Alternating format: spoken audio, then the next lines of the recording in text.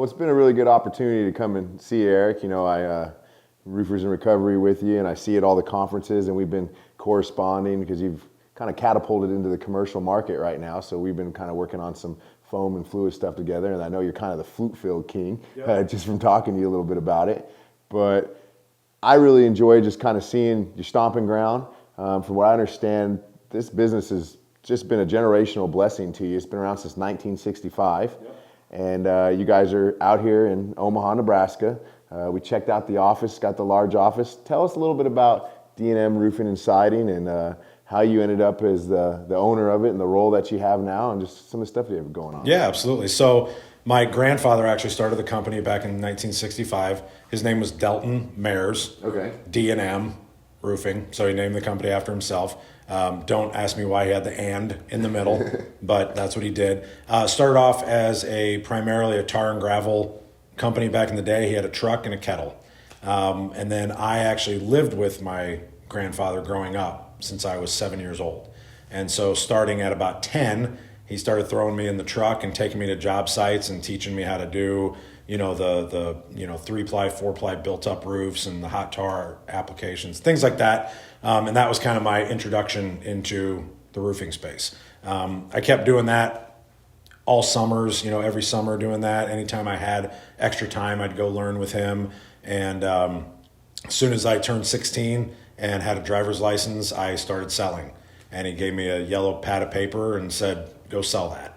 And I went and sold my first little remop on a garage attached to a house for $500. Never forget it. And I was kind of hooked at that point and knew that this was kind of what I always wanted to do. Even when I was in high school, I went to college down in Lincoln, Nebraska, but I was still coming back here and working 4 or 5 days a week and then driving back and going to class. And this was just all I knew. And then probably in my early to mid 20s, I started running more of the day-to-day operational stuff, but we didn't really grow very much. We stayed in the commercial space, but on a very low level, the way that my grandpa had kind of grown it. And then in the early 2000s, we started getting into the residential space as well. We couldn't pass up all the hail money, out there for residential stuff. So we kind of started getting into that. And then I kind of started building that division. And because I grew that, we started making a little bit more money than we had in the past. And our commercial division kind of went to the wayside because Grandpa was getting older. I was selling a bunch of residential roofs and we were making more money. Grandpa passed away in 2015 and I took over the entire company at that point. And I decided to invest all of the money and time and everything that I had into the company to try and make it grow. And then I made a conscious decision at that point that I wanted to get back to my roots and start selling commercial again. And so that's what I did. I brought on people to help run the residential division, made them completely separate, and decided to be intentional about growing that commercial side. Yeah, and it's a little bit different than a normal story that you hear because, most roofers are 80, 90% residential and 10, 20% commercial, and they're always wanting to get into that commercial market. Yep. So commercial is just in your blood. Yep. You started out in the low slope with the multiple ply systems and then went into the residential and then going back, as you said, to your roots into the commercial. Everywhere I go, I get asked two things. And the first one is, how do I get into commercial roofing? And the second one is, what is the Roofers Helping Roofers program? Now, in the short amount of time that we've been working together, you've had a lot of opportunities on commercial roofs. And I always tell folks, create the opportunity. And once you have those opportunities, you can begin to network and talk to people about different systems and just kind of start rolling out your division. How are you getting on so many of these large roofs? How are you procuring these leads that are very solid leads? I know we jumped on one today. Those guys loved you. We were over in Iowa on that one. They boomed us up. We were looking through it. You had one of your PA representatives out there taking some core samples. And then we shot back over to Nebraska and got on a 6-story River Rock ballast. We can tell those people had already been communicating with you for a while. So how are you doing the thing that everybody struggles getting done and making it seem so easy? So, as you know, it's not easy, right? It is a long game.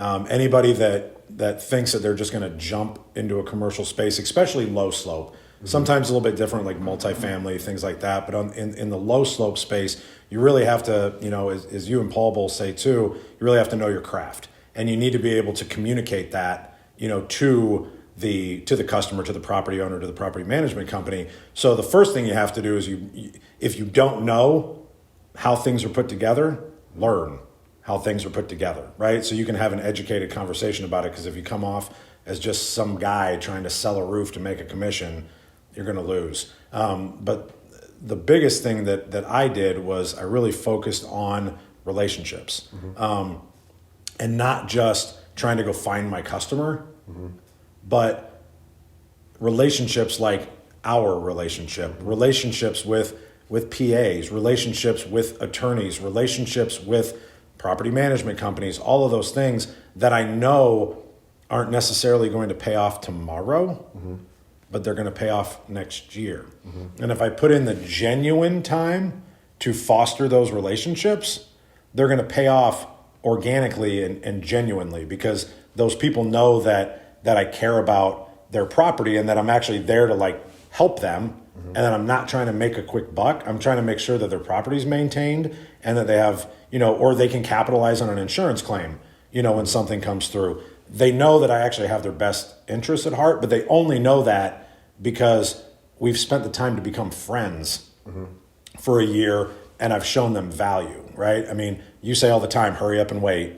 And there isn't a phrase that's more true, in this industry. If you don't have the time to invest, it's not about money, it's about time, and your time's worth money. So that's why I kept my residential division, and I'm growing that as well, because you got to have that cash flow coming in, right? You got to have that coming in. And then as you foster these relationships, and all of a sudden you get a storm, or they need maintenance, and they need a foam, a fluid applied system, all of a sudden I've got the answer. I'm going to call Jonathan. I'm going to bring Jonathan in. Or, oh, they want to do a flute fill. I got that covered. Oh, they want to do this. Now I've made all these relationships that there isn't a phone call that I can't make to get anything done that I want to get done, right? And if I had to worry about getting everything done with, a 5-man in-house crew, I'd be pretty limited. And so if you can't bring options to customers as well, because you haven't made those relationships, it's going to make it significantly harder. And what I like is what you're saying is proof of concept of the 4 key success points that I talk about almost everywhere we go. And that's know your client. You're talking about knowing your client. What are they wanting? What type of system are they wanting? Knowing your craft, building relationships with guys from different types of systems, the systems that you specialize in as well, setting expectations like you were with that gentleman that we were speaking to today about what could possibly happen until they do the assessment and they're ready to make the move on that roof. And then, like you said, hurry up and wait, which is just slow down. So it's like you're perfect proof of concept of that. Now, one of the things that I've seen that's a little bit more unique than what I see in a lot of the other commercial markets, because I work with different guys all over the nation, and there's a lot of retail when it comes to commercial. Even with me, it's predominantly retail, and then a lot of turnkey sub work with other roofing contractors. But I see you take as an avenue of actually getting the claims. Yep. And even when I look at your social media, I see that you're targeting getting the claims, which is a much better margin and allows you to put on a better performing system because you have more dollars to spend. How do you think you've been able to do what even myself haven't been as good at? We've been doing a lot of retail, a lot of sub work, and then you're actually drawing the claims, which is what everybody wants, because what I always call it a home run. Right. We were super intentional about that because it seems like everybody that tries to get into the commercial space first, the first thing that they do is they go open bidding, right? They go find those open bid lists and they're like, well, I can just go bid 150 jobs. And man, if I can get 2 of them, well, congratulations, you made a 10% margin and you busted your ass and you worked for 9 months on this project and you made, you sold a $2 million job and you made 20 grand, or whatever it is. Like, was that worth it? I made a conscious decision that wasn't the business model that I wanted to run. And I felt like, just like on homes, if I can bring the value to a customer and say, you've got $1 million roof and I can get it to you for $50,000 deductible. That's a hell of a lot easier sell than, it's $1 million roof. I can foam and coat it for $400,000. That's still $400,000 out of their pocket, right? That's a harder sell, right? Now, that comes into play. Say there's no claim. They need maintenance. They need something done. Of course, I'm going to, facilitate that transaction to the best of my ability.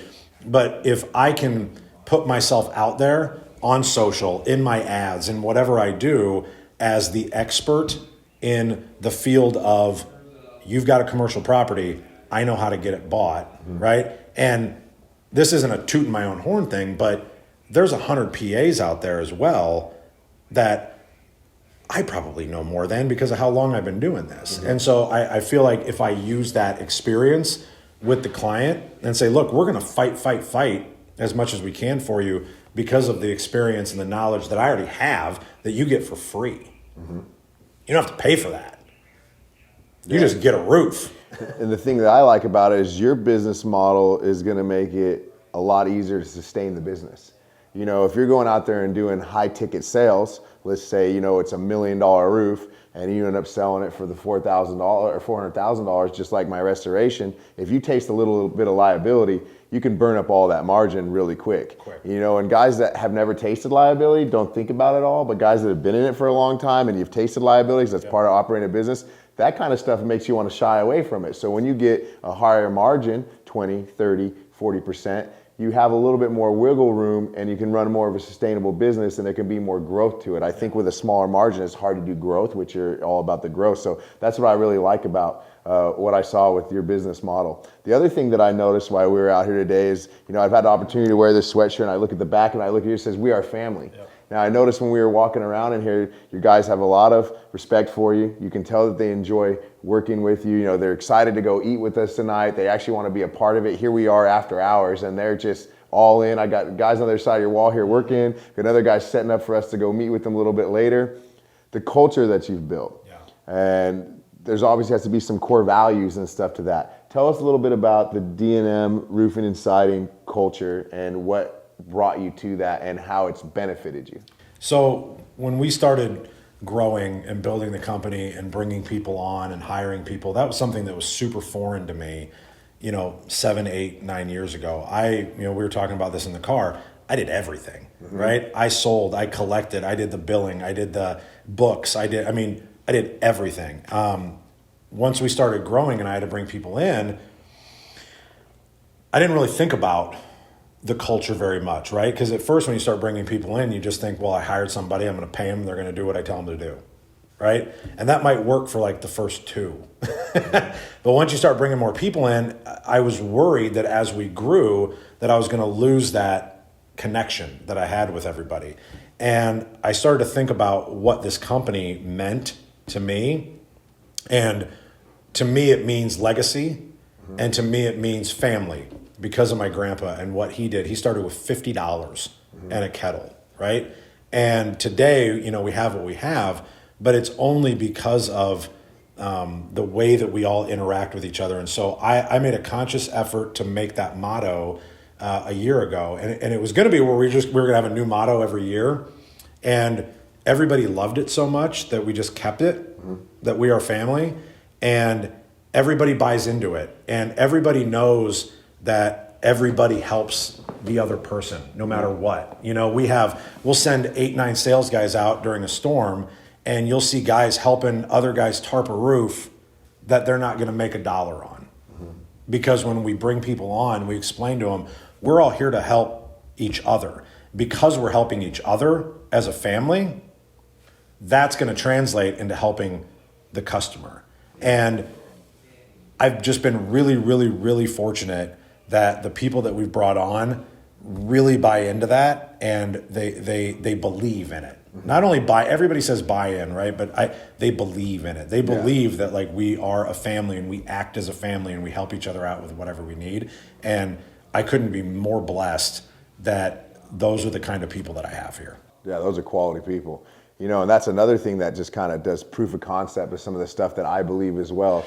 I talk about the roofers helping roofers, and it's not all about monetary compensation. A guy helping another guy he works with tarp a roof so that he can get paid is celebrating his peers' win. And when you celebrate your peers' win and everybody celebrates each other's wins, everybody wins. And you know, we had a time in our industry where roofers didn't want to have anything to do with roofers, and now it's roofers are helping each other and the industry is growing, and we're having a select set of people rise up, which I always say are leaders of what is right and not followers of what is wrong, and making this knit organization where we're all working together to just continue to scale. Yep. Now, we've talked a lot about where D&M is now and where it came from. I know you have multiple locations. One, just going an idea of kind of where you're at, so those that are listening to this, if they have anything going on in those areas, can reach out to you. And two, what are the plans for D&M when you look into Q2, Q3, even beginning of 2022? Yeah. So we've got offices in Omaha and then one in Des Moines. Okay. So we basically service a perimeter, around Des Moines to Omaha where they kind of overlap. And that was why I opened the Des Moines branch, because we could kind of only go so far from Omaha before we became outsiders. Because we don't chase we don't go past 150 miles. We don't go to Lake Charles, we don't do any of that kind of stuff, but we serve Omaha, Lincoln, and Des Moines.